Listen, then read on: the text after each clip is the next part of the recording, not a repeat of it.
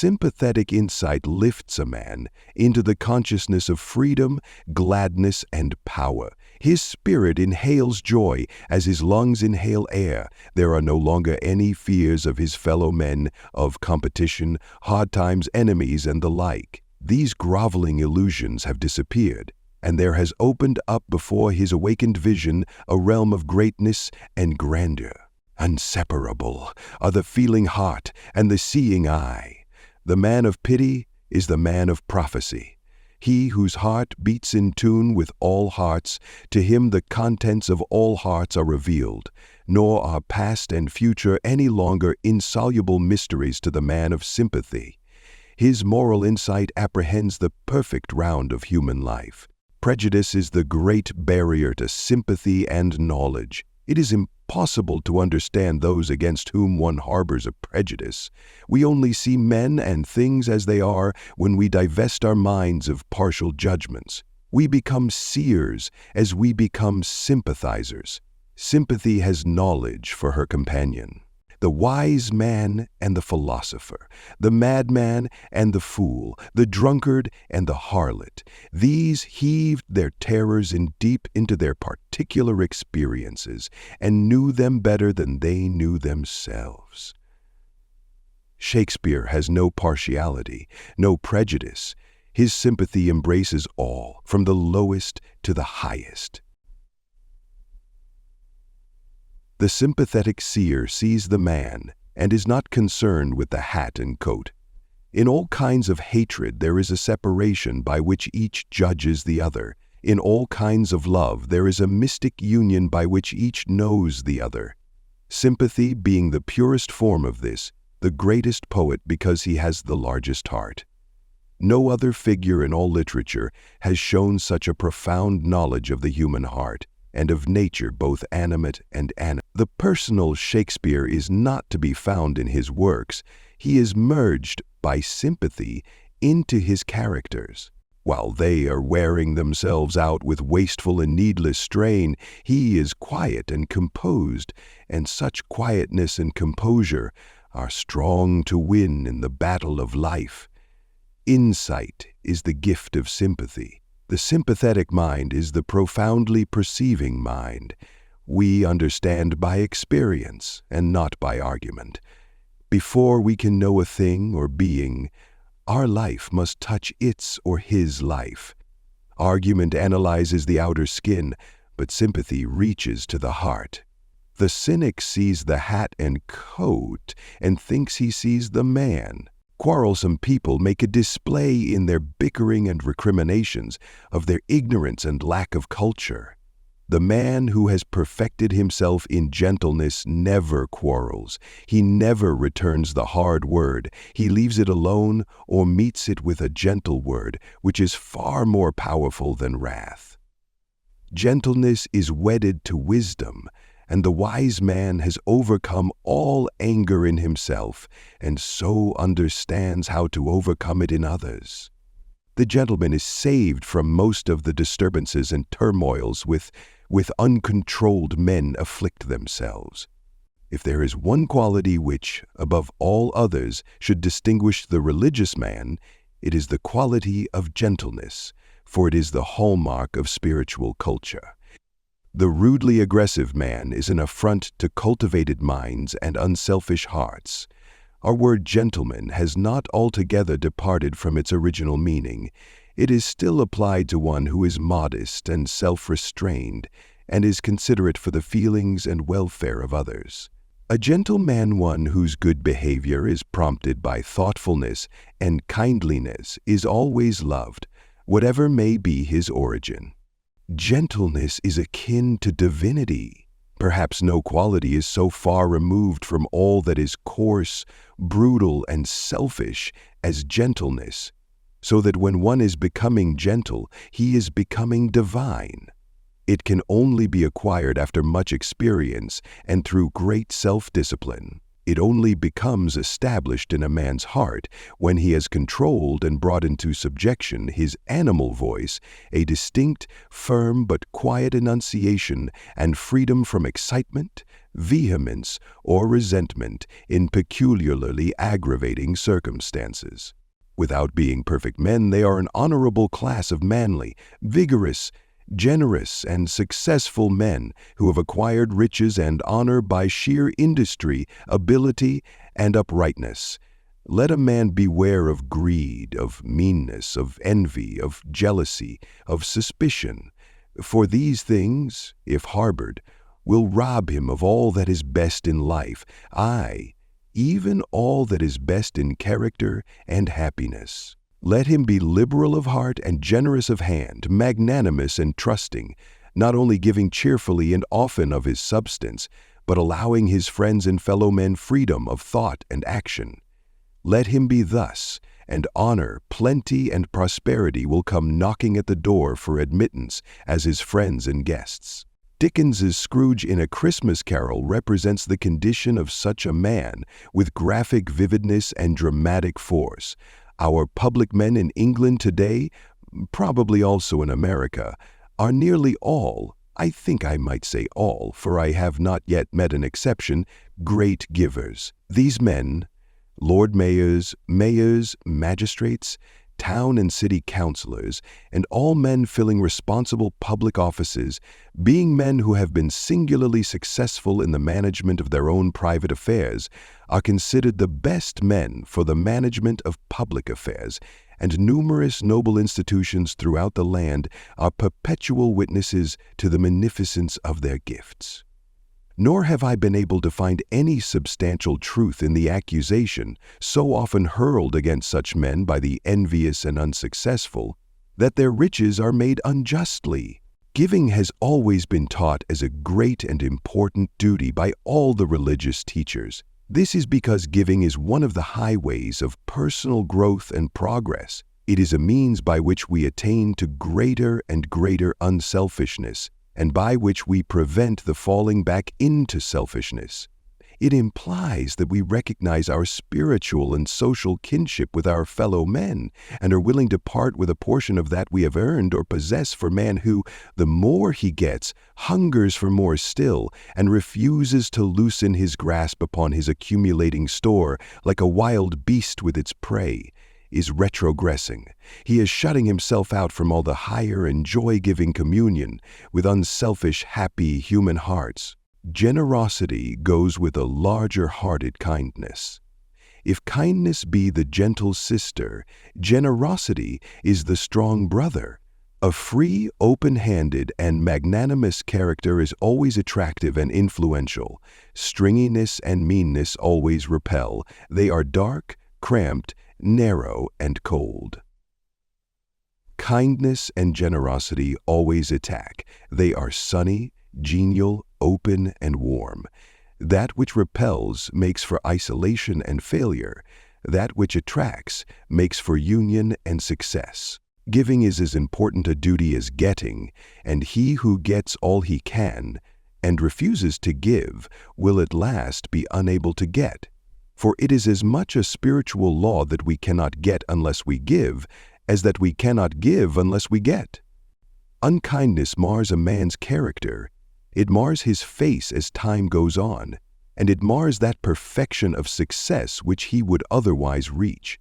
Kindness beautifies the character, it beautifies the face with the growth of the years, and it enables a man to reach that perfection of success to which his intellectual abilities entitle him. A man's prosperity is mellowed and enriched by the kindness of his disposition. There are some actions of which men repent, such are all unkind actions. There are other actions of which men do not repent, and such are all kind actions. The day comes when men are sorry for the cruel things they said and did, but the day of gladness is always with them for the kindly things they have said and done. Sympathy can never hinder success. It is selfishness that blights and destroys. As goodwill increases, man's prosperity will increase. All interests are mutual, and stand or fall together, And as sympathy expands the heart, it extends the circle of influence, making blessings, both spiritual and material, to more greatly abound. Fourfold are the qualities which make up the great virtue of sympathy, namely, 1. Humbleness, 2. Insight. Kindness, when fully developed, is not a passing impulse but a permanent quality. An intermittent and unreliable impulse is not kindness, though it often goes under that name. There is no kindness in praise if it be followed by abuse. The love which seems to prompt the spontaneous kiss will be of little account if it be associated with a spontaneous spite. The gift which seems so gracious will lose its value should the giver afterwards wish its value in return. To have one's feelings aroused to do a kind action towards another by some external stimulus pleasing to oneself, and shortly afterwards to be swayed to the other extreme towards the same person by an external event unpleasing to oneself, should be regarded as weakness of character, and it is also a selfish condition, us. And when he pleases us, to be thinking of oneself only. A true kindness is unchangeable and needs no external stimulus to force it into action. It is a well from which thirsty souls can always drink, and it never runs dry.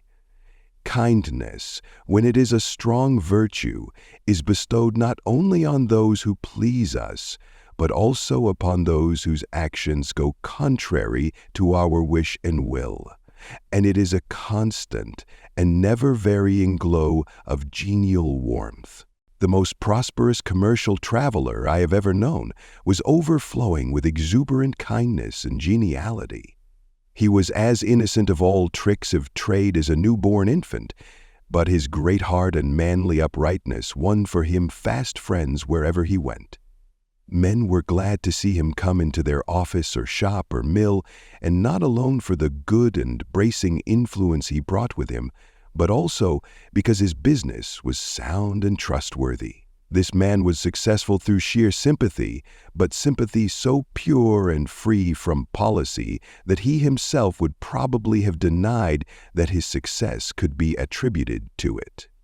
Diligence in business is not incompatible with self-sacrifice, for devotion to duty, even though that duty be trade, is not selfishness, but may be an unselfish devotion. I know a businessman who, when a competitor who had tried to cut him out in business cut himself out and failed, set that same competitor up in business again. Truly a beautiful act of self-sacrifice, and the man that did it is today one of the most successful and prosperous of businessmen. If a businessman profess religion, people will expect to see the good influence of that religion on his business transactions. To profess to be a worshiper of the gentle Jesus on Sunday and all the rest of the wee-hod grasping worshiper of mammon will injure his trade and detract considerably from his prosperity. It may be asked, how can a businessman, whose object is to develop his own trade, practice self-sacrifice? Even man can practice self-sacrifice just where he is, and in the measure that he is capable of understanding. If one contends that he cannot practice a virtue, for were his circumstances different, he would still have the same excuse. Selfishness impels men to protect themselves at the expense of others, but sympathy impels them to protect others by the sacrifice of self. And in this sacrifice of self, there is no real and ultimate loss. For while the pleasure of selfishness are small and few, the blessings of sympathy are great and manifold. He sees with the others men's eyes, hears with their ears, thinks with their minds, and feels with their hearts. He is thus able to understand men who are vastly different from himself. The meaning of their lives is revealed to him, and he is united to them in the spirit of goodwill, said Balzac. The poor fascinate me. Their hunger is my hunger. I am with them in their homes. Their privations I suffer. I feel the beggar's rags upon my back. I, for the time being, become the poor and despised man. It reminds us of the saying of one greater than Balzac that a deed done for a suffering little one was done for him. Sympathy is a universal spiritual language which all, even the animals, instinctively understand and appreciate, for all beings and creatures are subject to suffering, and this sameness of painful experience leads to that unity of feeling, which we call sympathy. To have suffered so much in a certain direction that the suffering is finished, and only its particular wisdom remains, enables one, wherever that suffering presents itself, to understand and deal with it by pure sympathy. And when one has been perfected by suffering in many directions, he becomes a center of rest and healing for the sorrowing and broken-hearted, who are afflicted with the affections which he has experienced and conquered. As a mother feels the anguish of her suffering child, so the man of sympathy feels the anguish of suffering men. Such is the highest and holiest sympathy, but a sympathy much less perfect is a great power for good in human life, and a measure of it is everywhere and every day needed. While rejoicing in the fact that in every walk in life there are truly sympathetic people, one also perceives that harshness, resentment, and cruelty are all too common. These hard qualities bring their own sufferings, and there are those who fail in their business or particular work entirely because of the harshness of their disposition. A man who is fiery and resentful, or who is hard, cold, and calculating, with the springs of sympathy dried up within him, even though he be otherwise an able man, will, in the end, scarcely avoid disaster in his affairs. His heated folly in the one case, or cold cruelty in the other, will gradually isolate him from his fellows and from those who are immediately related to him in his particular avocation, so that the elements of prosperity will be eliminated from his life, leaving him with a lonely failure and perhaps a hopeless despair. Even in ordinary business transactions, sympathy is an important factor, for people will always be attracted to those who are of a kindly and genial nature, preferring to deal with them rather than with those who are hard and forbidding. In all spheres where direct personal contact plays an important part, the sympathetic man with average ability will always take precedence of the man of greater ability, but who is unsympathetic.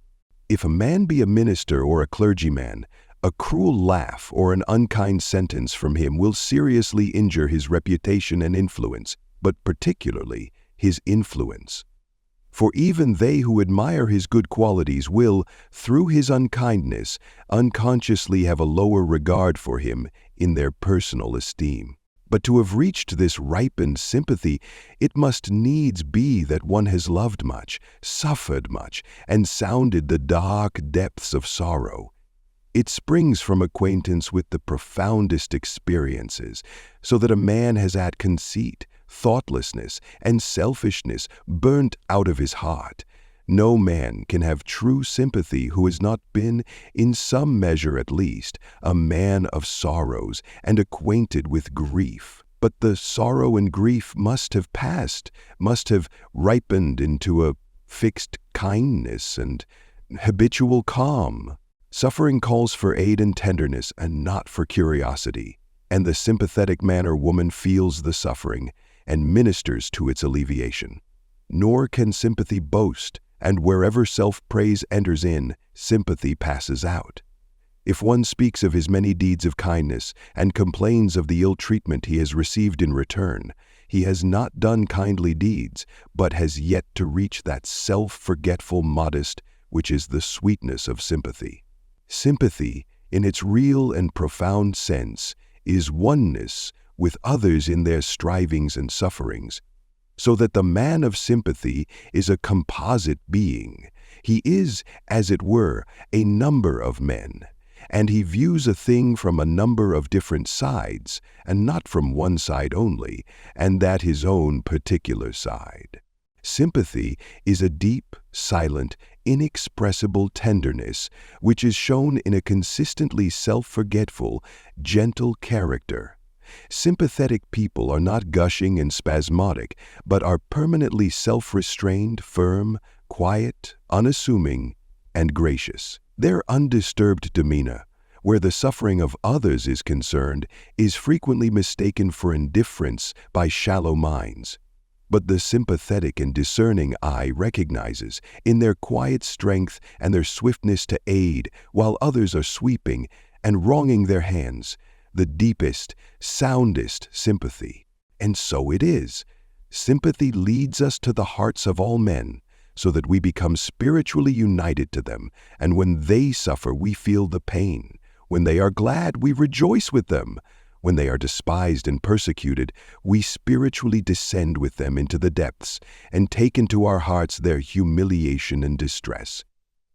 And he who has this binding, uniting spirit of sympathy can never be cynical and condemnatory, can never pass thoughtless and cruel judgments upon his fellows, because in his tenderness of heart he is ever with them in their pain.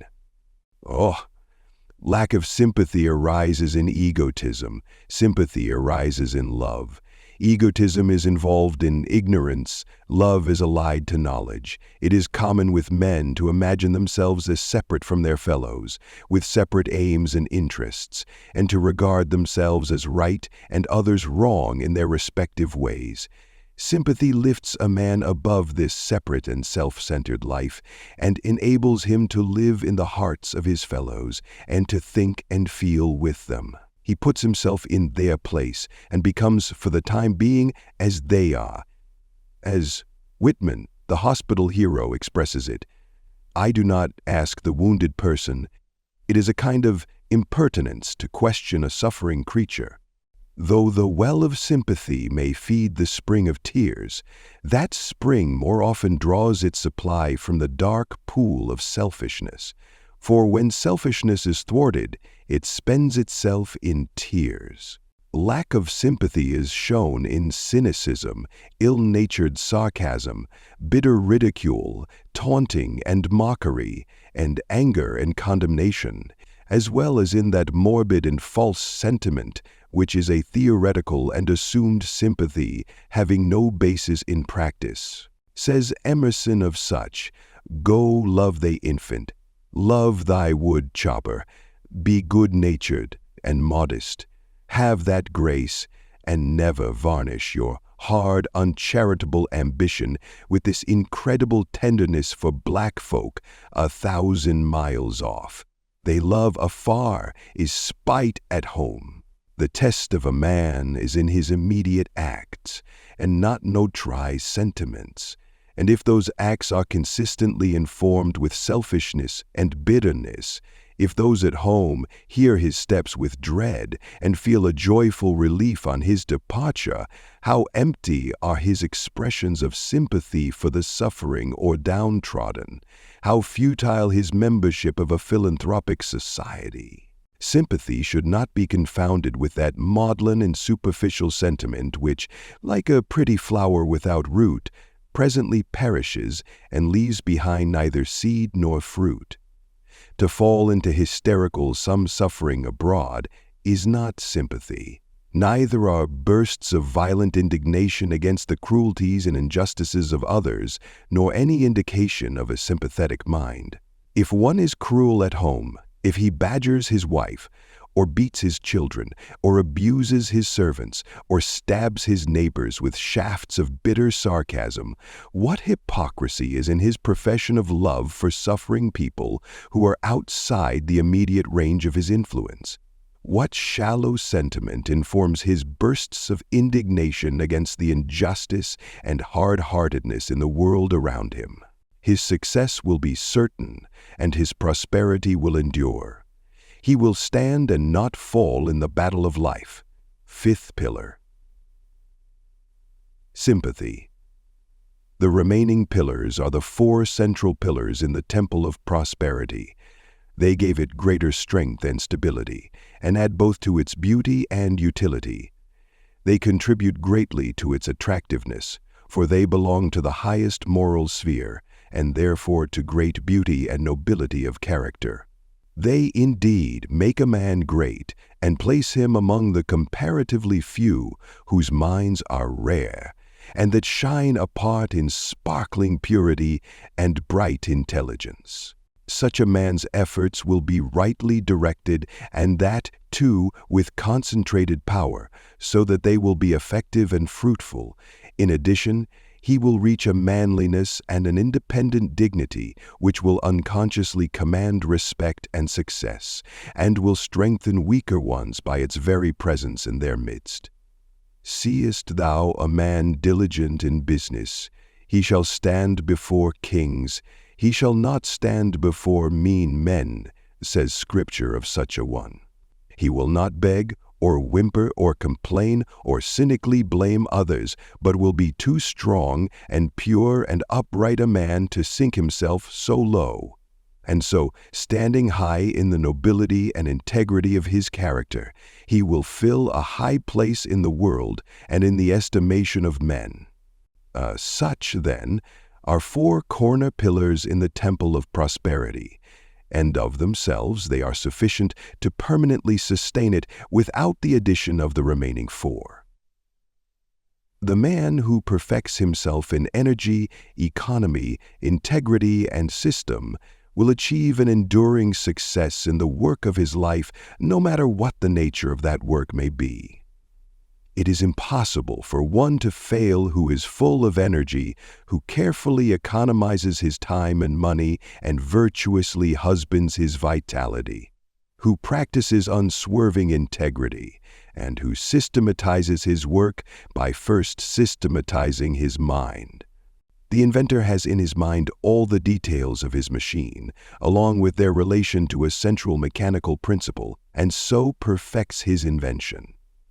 The author of a great poem or story relates all his characters and incidents to a central plot, and so produces a composite and enduring literary work. Comprehensiveness is analytic and synthetic capacity combined in the same individual. The capacious and well-ordered mind, which holds within its silent depths an army of details in their proper arrangement and true working order, is the mind that is near to genius, even if it has not already arrived. Every man cannot be a genius, nor does he need to be. But he can be gradually evolving his mental capacity by careful attention to system in his thoughts and business, and as his intellect depends and broadens his powers will be intensified and his prosperity accentuated. To do something, and to do it with all his might, and he will thereby gain a special knowledge, wield a special power, and reach his own unique position and prosperity among his fellows.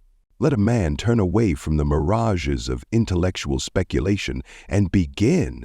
Comprehensiveness is that quality of mind which enables a man to deal with a large number of related details, to grasp them in their entirety, along with the single principle which governs them and binds them together. It is a masterly quality, giving organizing and governing power, and is developed by systematic attention to details. The successful merchant holds in his mind, as it were, all the details of his particular form of trade. The carpenter fashions a chair, the builder erects a house, the mechanic produces a machine, and the wise man molds a perfect character. Not the schismatic, the theorists, and the controversialists, but the workers, the makers, and the doers are the salt of the earth. When the powers of the mind are diverted from speculative theorizing to practical doing, whether in material or moral directions, skill, power, knowledge, and prosperity increase. A man's prosperity is measured by his usefulness to the community, and a man is useful in accordance with that he does, and not because of the theories which he entertains. That which cannot be reduced to practice should not be allowed to hamper the mind. It should be thrown aside, abandoned, and ignored. A man recently told me that if his theory should be proved to have no useful end, he should still retain his hold upon it as a beautiful theory.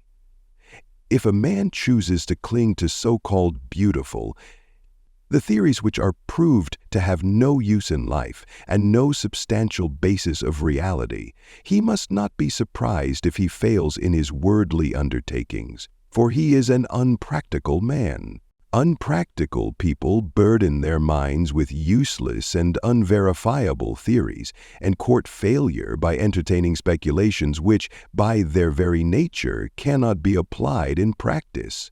The man whose powers are shown in what he does and not in mere talking or arguing avoids metaphysical quibbling and quandaries and applies himself to the accomplishment of some good and useful end. Utility considers the practical end and employs the best means to reach that end. It avoids side issues, dispenses with theories, and retains its hold only on those things which can be appropriated to good uses in the economy of life.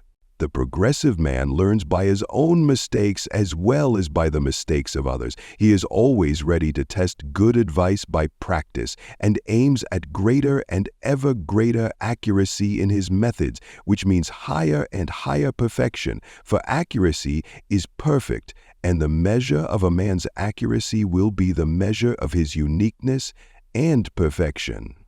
Utility, or usefulness, is the direct result of method in one's work. Labor arrives at fruitful and profitable ends when it is systematically pursued.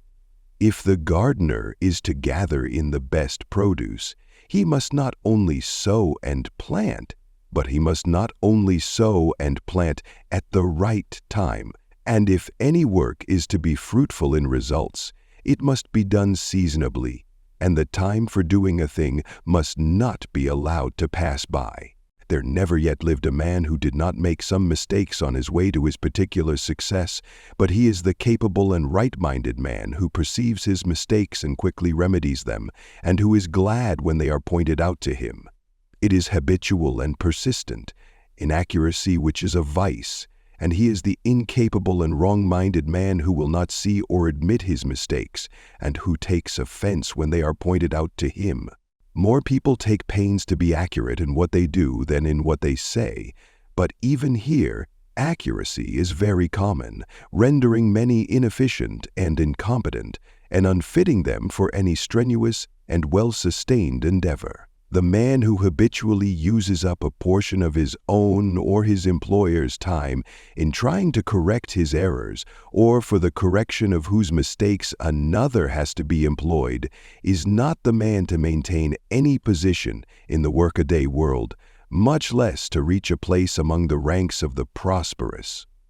The prevalence of the vice of inaccuracy, and in view of its disastrous effect, it must be regarded as a vice, though perhaps one of the lesser vices, is patent to every observer in the way in which the majority of people relate a circumstance or repeat a simple statement of fact.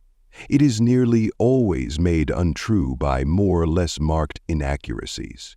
Few people, perhaps not any distinguished, perhaps not included in the general disclosure, have had any conversation before in explaining how to widen decisions. Few people, perhaps not reckoning those who deliberately lie, have trained themselves to be accurate in what they say, or are so careful as to admit and state their liability to error, and from this common form of inaccuracy, many untruths are misunderstood.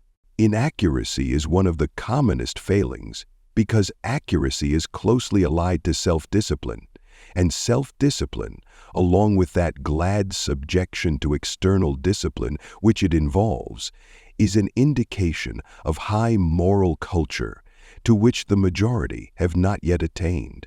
If the inaccurate man will not willingly subject himself to the discipline of his employer or instructor, but thinks he knows better, his failing can never be remedied, and he will thereby bind himself down to an inferior position, if in the business world, or to imperfect knowledge, if in the world of thought. Accuracy is of supreme importance in all commercial concerns and enterprises, But there can be no accuracy apart from system, and a system which is more or less imperfect will involve its originator in mistakes more or less disastrous until he improves it. Dilatoriness is a vice that is fatal to prosperity, for it leads to incapability and stupidity.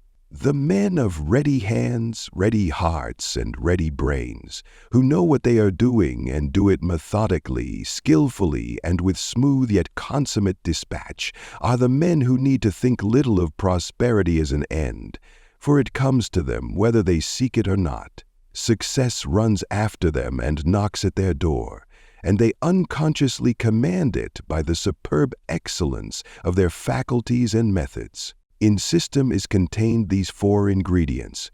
1. Readiness. 2. Recuracy. 3. Training. 4. 6. Training, wrath, and the desire for revenge. Resonance is aliveness. It is that spirit of alertness by which a situation is immediately grasped and dealt with. The observance of system fosters and develops this spirit. The successful general must have the power of readily meeting any new and unlooked-for move on the part of the enemy. So, every businessman must have the readiness to deal with any unexpected development affecting his line of trade. And so also must the man of thought be able to deal with the details of any new problems which may arise. The systematic builder is a creator and preserver, while the man of disorder demolishes and destroys, and no limit can be set to the growth of a man's powers, the completeness of his character, the influence of his organization, or the extent of his business, if he but preserve intact the discipline of order, and have every detail in its place, keep every department to its special task, and tabulate and classify with such efficiency and perfection as to enable him at any moment to bring under examination or into requisition to the remotest detail in connection with his special work.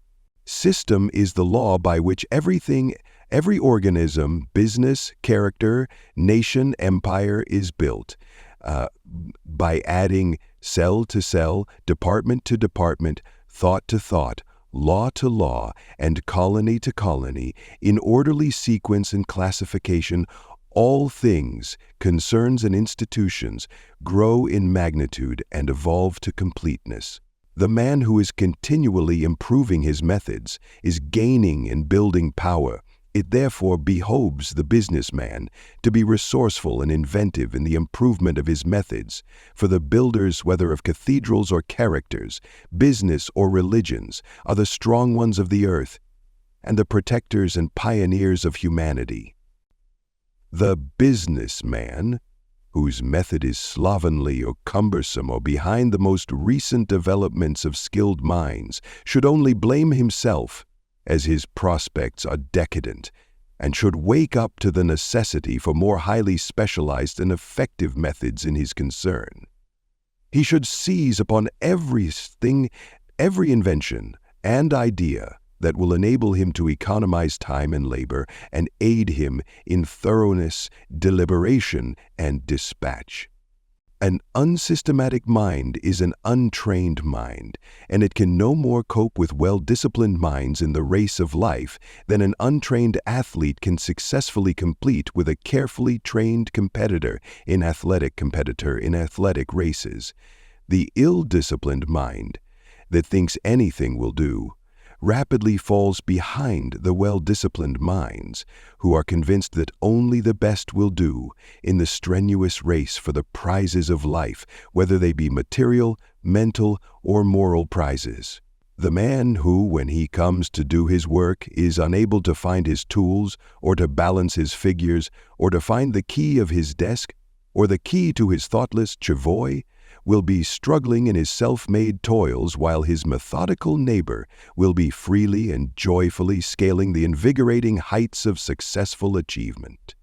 Life is too short for confusion, and knowledge grows and progress proceeds along avenues of system which prevent retardation and retrogression. so that he who systematizes his knowledge or business simplifies and enhances it for his successor, enabling him to begin with a free mind where he left off. Every large business has its system, which renders its vast machinery workable, enabling it to run like a well-balanced and well-oiled machine. A remarkable businessman, a friend of mine, once told me that he could have his huge business for 12 months and it would run on without hitch till his return. And he does occasionally leave it for several months while traveling, and on his return, every man, boy and girl, every tool, book and machine, every detail down to the smallest is in its place doing its work as when he left, and no trouble, no difficulty, no confusion has arisen. There can be no marked success apart from a love of regularity and discipline, and the avoidance of friction, along with the restfulness and efficiency of mind which spring from such regularity. People who abhor discipline, whose minds are ungoverned and anarchic, and who are careless and irregular in their thinking, their habits and the management of their affairs, cannot be highly successful and prosperous, and they fill their lives with numerous worries, troubles, difficulties, and petty annoyances, all of which would disappear under a proper regulation of their lives. The scientist names and classifies the myriad details of the universe, from the microscopic rotifer to the telescopic star, by his observance of the principle of system, so that out of many millions of objects, reference can be made to any one object in, at most, a few minutes. It is this faculty of speedy references and swift dispatch which is of such overwhelming importance in every department of knowledge and industry, and the amount of time and labor thus saved to humanity is so vast as to be incompatible.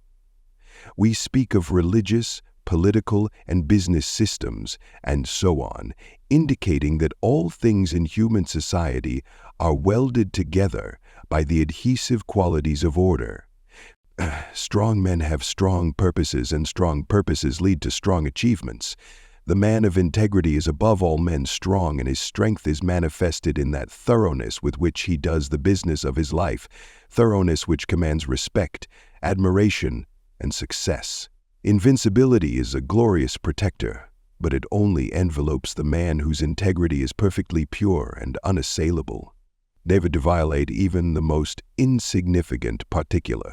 The principle of integrity is to be invincible against all the assaults of innuendo, slander, and misrepresentation. We see here how system is allied with greatness, for the many separate units whose minds are untrained to the discipline of system are kept in their places by the organizing power of the comparatively few who perceive the urgent, the inescapable necessity for the establishment of fixed and inviolable rules, whether in business, law, religion, science, or politics. In fact, in every sphere of human activity, for immediately two human beings meet together, they need some common ground of understanding for the avoidance of confusion, in a word, some system to regulate their actions. The dishonest are always in fear. They do not fear debt, but fear that they will have to pay their debts. They fear their fellow men, fear the established authorities, fear the results of all that they do, and they are in constant fear of their misdeeds being revealed and of the consequences which may at any moment overtake them. The honest man is rid of all this burden of fear. He is light-hearted and walks erect among his fellows, not assuming a part and skulking and cringing, but being himself and meeting eye to eye. Not deceiving or injuring any, there are none to fear, and anything and against him can only rebound to his advantage. The upright man by his very presence commands the morality of those about him, making them better than they were. Men are powerfully influenced by one another, and as good is more powerful than evil, the strong and good man both shames and elevate by his contact the weak and bad. The man of integrity carries about with him an unconscious grandeur which both awes and inspires. Having lifted himself above the petty, the mean, and the false, those coward vices slink from his presence in confusion. The highest intellectual gift cannot compare with this lofty moral grandeur. The demands of system in all departments of the business world are as rigid and exacting as the holy vows of a saint, and cannot be violated in the smallest particular, but at the risk of one's financial prospects. In the financial world, the law of order is an iron necessity, and he who faultlessly observes it saves time, temper, and money. Every enduring achievement in human society rests upon a basis of system. So true is this that were system withdrawn, progress would cease. A lying tradesman will tell you that no man can thrive and be honest in these days of keen competition. How can such a man know this, seeing that he has never tried honest? Moreover, such a man has no knowledge of honesty, and his statement is therefore a statement of ignorance, and ignorance and falsehood so blind a man that he foolishly imagines all are as ignorant and false as himself. I have known such tradesmen and have seen them come to ruin. I once heard a businessman make the following statement in a public meeting: "No man can be entirely honest in business. He can only be approximately honest." He imagined that his statement revealed the condition of the business world. It did not. It revealed his own condition. As the liar thinks all men are liars and treats them as such, so the man of integrity treats all men with confidence. He trusts them, and they trust him. His clear eye and open hand shame the creeping fraud, so that he cannot practice his fraud on him. As Emerson has so finely put it, trust men, and they will be true to you, even though they make an exception in your favor to owl their rules of trade. This moral gravitation isn't sure and unvarying as the physical gravitation of a stone to the earth. The tradesman who demands of his assistants that they shall be and misrepresents his goods to customers is surrounding himself on all hands with suspicion, mistrust, and hatred. Even the moral weaklings who carry out his instructions despise him while defiling themselves with his unclean work. How can success thrive in such a poisonous atmosphere?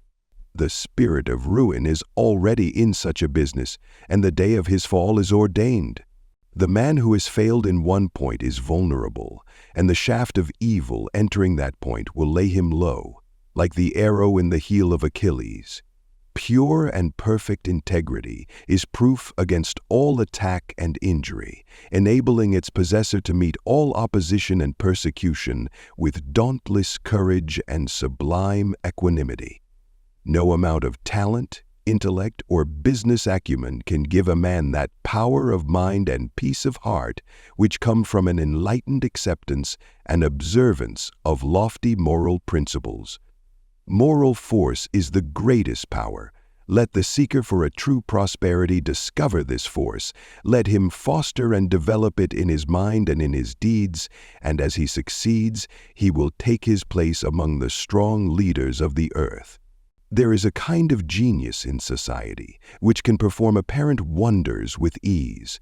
A systematic man can get through so great a quantity of work in such a short time, and with such freedom from such exhaustion as to appear almost miraculous. He scales the heights of success while his slovenly competitor is wallowing hopelessly in the bogs of confusion.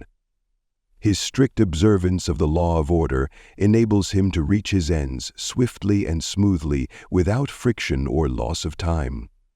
Again, all the wonderful achievements of mathematics have come from the systematic arrangement of 10 figures, while the most complex piece of machinery, with its thousands of parts working together smoothly and almost noiselessly to the achievement of the end for which it was designed, was brought forth by the systematic observance of a few mechanical laws.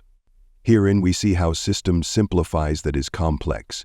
how it makes easy that which was difficult, how it relates an infinite variety of details of the one central law or order, and so enables them to be dealt with and accounted for with perfect regularity and with an entire absence of confusion.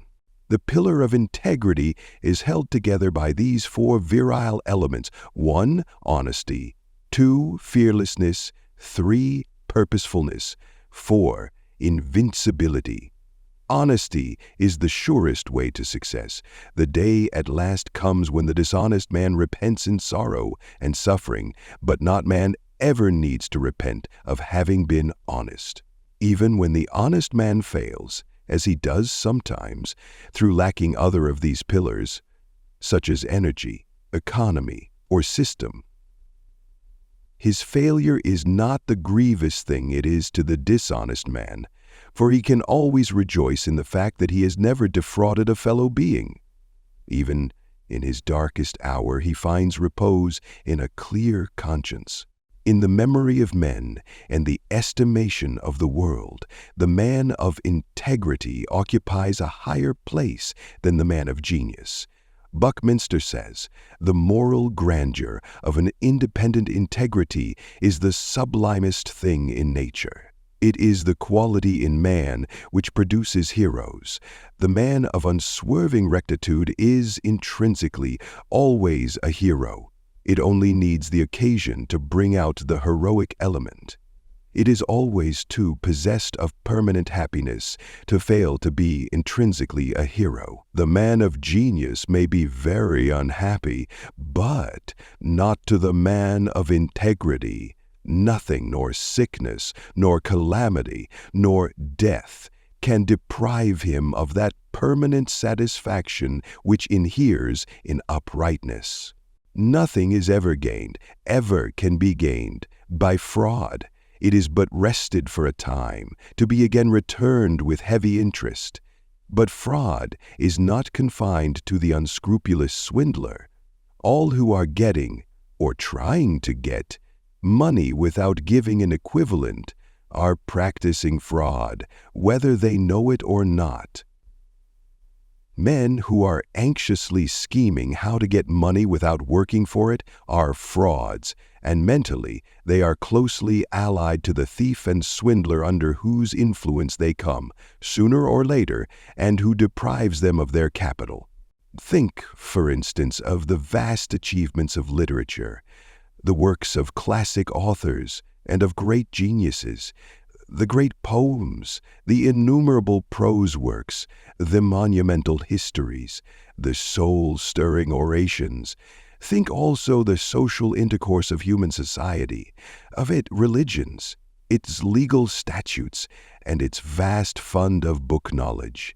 Think of all these wonderful resources and achievements of language, and then reflect that they all depend for their origin, growth, and continuance on the systematic arrangements of 26 letters, an arrangement having inexhaustible and illimitable results by the fact of its rigid limitation within certain fixed rules.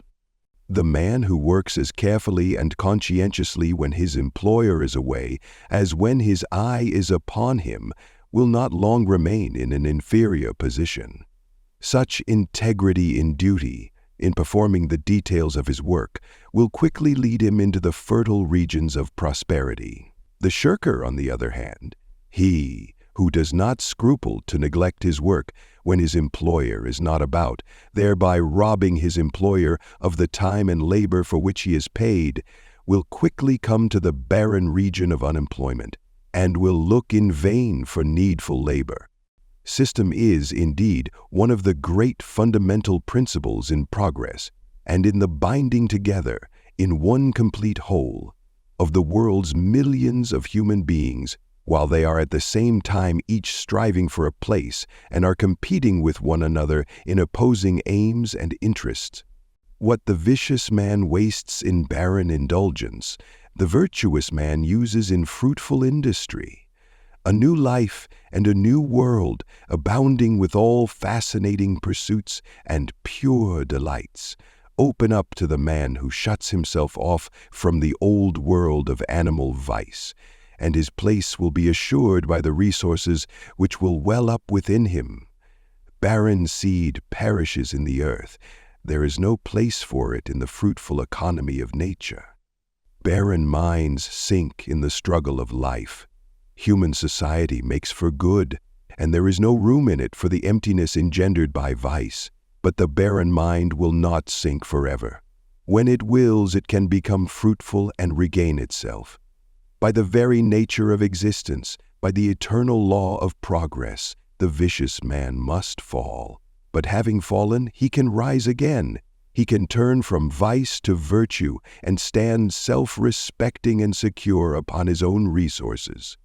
The inefficient bungle confusedly about among the thousand wrong ways and do not adopt the right even when it is pointed out to them. They do this in some cases because they think, in their ignorance, that they know best, thereby placing themselves in a position where it becomes impossible to learn, even though it be only to learn how to clean a window or sweep a floor. Thoughtlessness and inefficiency are all too common. There is plenty of room in the world for common. There is plenty of room in the world for thoughtful and efficient people. Employers of labor know how difficult it is to get the best workmanship. The good workman, whether with tools or brain, whether with speech or thought, will always find a place for the exercise of his skill. Orderly people conserve both their time and energy. They never lose anything and therefore never have to find anything. Everything is in its place, and the hand can be at once placed upon it, though it be in the dark. They can well afford to be cool and deliberate, and so use their mental energies in something more profitable than irritation, bad temper, and accusing others for their own lack of order. Originality is resourcefulness, ripened and perfected. Where there is originality, there is genius, and men of genius are the lights of the world. Whatever work a man does, he should fall back upon his own resources in the doing it. While learning from others, he should not slavishly imitate them, but should put himself into his work, and so make it new and original. Original men get the ear of the world. They may be neglected at first, but they are always ultimately accepted and become patterns for mankind. Once a man has acquired the knack of originality, he takes his place as a leader among men in his particular department of knowledge and skill. Rectitude leads straight to prosperity by 4 successive steps. First, the upright man wins the confidence of others. Second, having gained their confidence, they put trust in him. Third, this trust, never being violated, produces a good reputation. And fourth, a good reputation spreads further and further, and so bring about success. Dishonesty has the reverse effect. By destroying the confidence of others, it produces in them suspicion and mistrust, and these bring about a bad reputation, which culminates in failure. A man is not truly armored with integrity until he has become incapable of lying or deceiving, either by gesture, word, or act, until he sees clearly, openly, and freed from all doubt the deadly effects of such moral turpitude.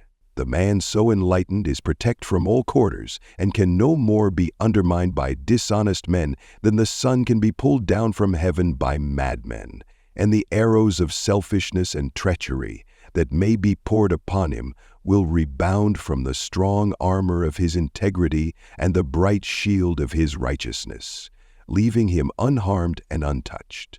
In this way only can he become enlightened concerning this moral principle and discover the glad truth that integrity does not lead to loss and suffering, but to gain and joy, that honesty and deprivation are not and cannot be related as cause and effect. It is this willingness to sacrifice rather than be untrue that leads to enlightenment in all spheres of life, and the man who, rather than sacrifice some selfish aim, will lie or deceive, has forfeited his right to moral enlightenment and takes his place lower down among the devotees of deceit, among the doers of shady transactions, than men of no character and no reputation.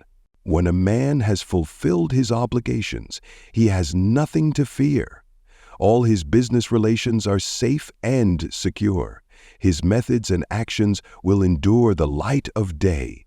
Should he pass through a difficult time and get into debt, everybody will trust him and be willing to wait for payment, and all his debts will be paid. Dishonest people try to avoid paying their debts, and they live in fear. But the honest man tries to avoid getting into debt, but when debt overtakes him, he does not fear, but, redoubling his exertions, his debts are paid.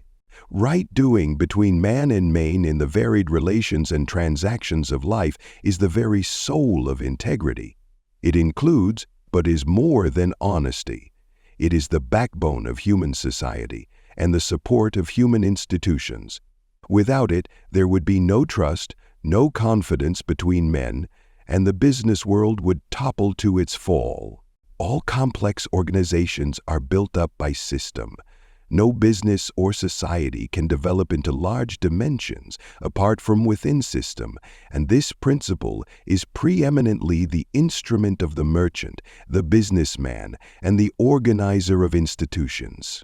There are many departments in which a disorderly man may succeed, although attention to order would increase his success, but he will not succeed in business unless he can place the business entirely in the hands of a systematic manager, who will thereby remedy his own defect. There will come a time, too, to the man who is not deeply rooted in integrity, when it will seem necessary to his prospects and prosperity that he should tell a lie or do a dishonest thing.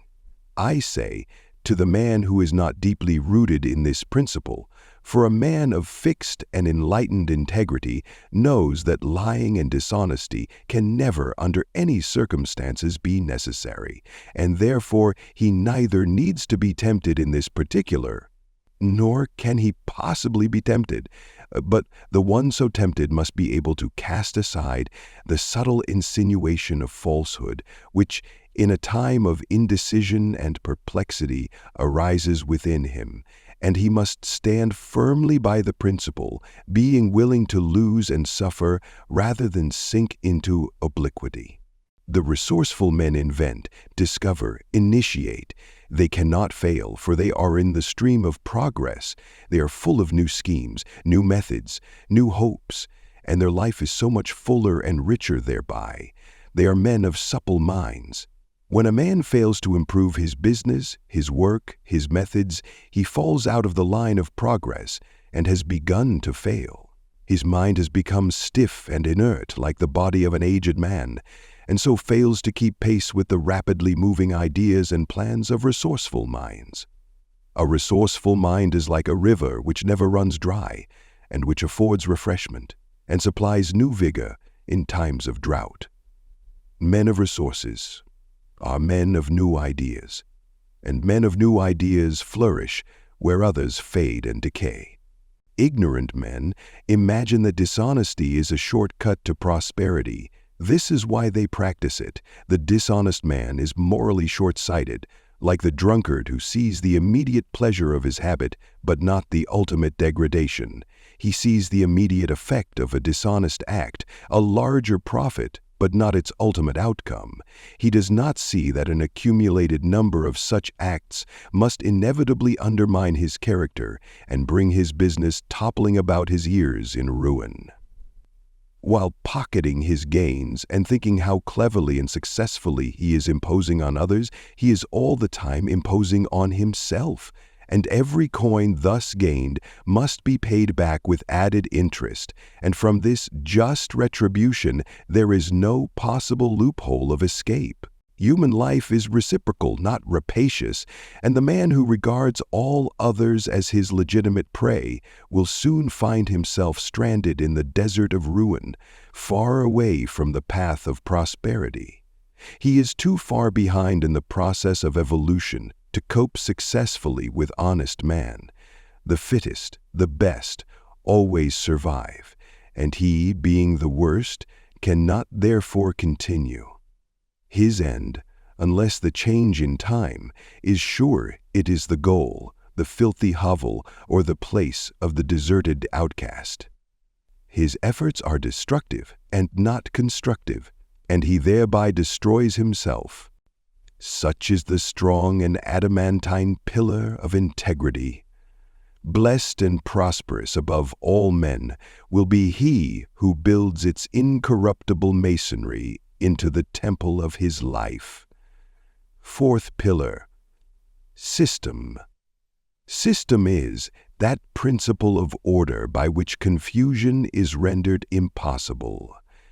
In the natural and universal order, everything is in its place, so that the vast universe runs more perfectly than the most perfect machine.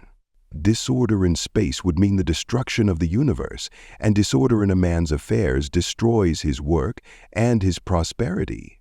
Resourcefulness is the outcome of efficiency.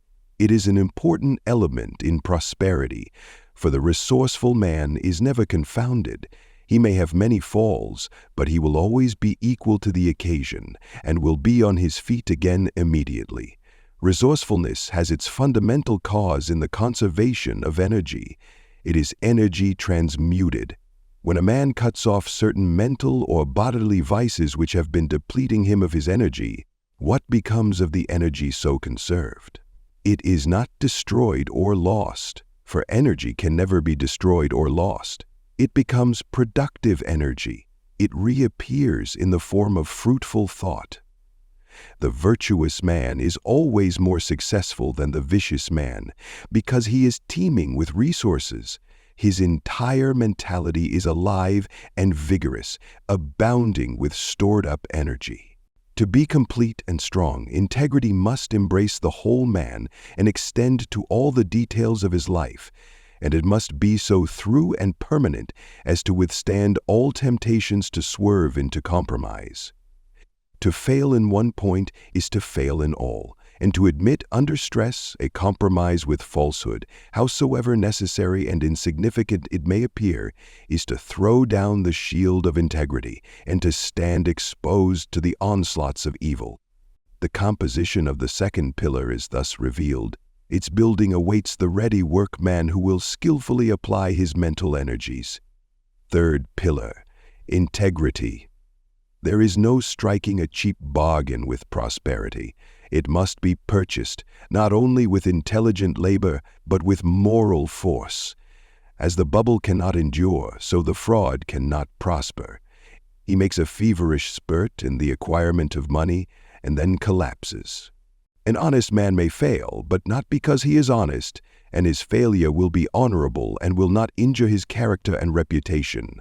His failure, too, resulting doubtless from his incapacity in the particular direction of his failure, will be a means of leading him into something more suited to his talents, and thus to ultimate success. Fearlessness accompanies honesty. The honest man has a clear eye and an unflinching gaze. He looks his fellow men in the face, and his speech is direct and convincing. The liar and cheat hangs his head, his eye is muddy, and his gaze oblique. He cannot look another man in the eye, and his speech arouses mistrust, for it is ambiguous and unconvincing. Without integrity, energy and economy will at last fail, but aided by integrity, their strength will be greatly augmented. There is not an occasion in life in which the moral factor does not play an important part. Sterling integrity tells wherever it is and stamps its home mark on all transactions, and it does this because of its wonderful coherence and consistency and its invincible strength. For the man of integrity is in line with the fixed laws of things, not only with the fundamental principles on which human society rests, but with the laws which hold the vast universe together. Who shall set these at naught? Who, then, shall undermine the man of unblemished integrity? He is like a strong tree whose roots are fed by perennial springs, and which no tempest can law low. It was Carlyle who, referring to Muhammad being then universally regarded by Christians as an impostor, exclaimed, "An impostor found a religion? An impostor couldn't build a brick house? An impostor, a liar, a cheat. The man of dishonesty cannot build, as he has neither tools or material with which to build. He can no more build up a business, a character, a career, a success than he can found a religion or build a brick house. He not only does not build, but all his energies are bent on undermining what others have built. But his being impossible, he undermines himself. Disorderly people waste an enormous amount of time and energy. The time flittered away in hunting for things is sufficient, were it conserved by order, to enable them to achieve any success. For slovenly people never have a place for anything, and have to hunt, frequently for a long time, for any article which they require. In the irritation, bad humor, and chagrin which this daily hunting for things brings about, as much energy is dissipated as would be required to build up a big business or scale the highest heights of achievement in any direction. But originality cannot be forced. It can only be developed, and it is developed by proceeding from excellence to excellence, by ascending in the scale of skill, by the full and right use of one's mental powers. Let a man consecrate himself to his work, let him, so consecrated, concentrate all his energies upon it, and the day will come when the world will hail him as one of its strong sons, and he, too, like Balzac who, after many years of strenuous toil, one day exclaimed, "I am about to become a genius." I am about to become a genius, will at least discover to his joy that he has joined the company of original minds, the gods who lead mankind into newer, higher, and more beneficent ways. Recently, an acquaintance of mine employed a tramp to clean his windows, but the man had refrained from work and systematic thought for so long that he had become incapable of both, and could not even clean a window. Even when shown how to do it, he could not follow the simple instructions given. This is an instance, too, of the fact that the simplest thing requires a measure of skill in the doing. Efficiency largely determines a man's place among his fellows, and leads one on by steps to higher and higher positions as greater powers are developed. The good workman is skillful with his tools, while the good man is skillful with his thoughts. Wisdom is the highest form of skill. Aptitude and incipient wisdom. There is one right way of doing everything, even the smallest, and 1,000 wrong ways. Skill consists in finding the one right way and adhering to it. He was merely telling his audience that he was a dishonest man, but his ignorance, moral ignorance, prevented him from seeing this. Approximate honesty is only another term for dishonesty.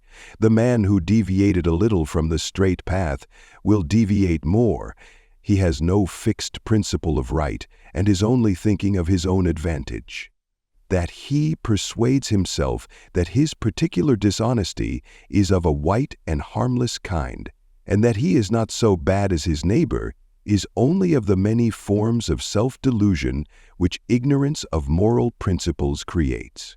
And this fearlessness is in itself a tower to strengthen a man's life, supporting him through all emergencies, enabling him to battle manfully with difficulties, and in the end securing for him that success of which he cannot be dispossessed. Purposefulness is the direct outcome of that strength of character which integrity fosters. The man of integrity is the man of direct aims and strong and intelligent purposes. He does not guess and work in the dark. All his plans have in them some of that moral fiber of which his character is wrought. A man's work will always in some way reflect himself, and the man of sound integrity is the man of sound plan.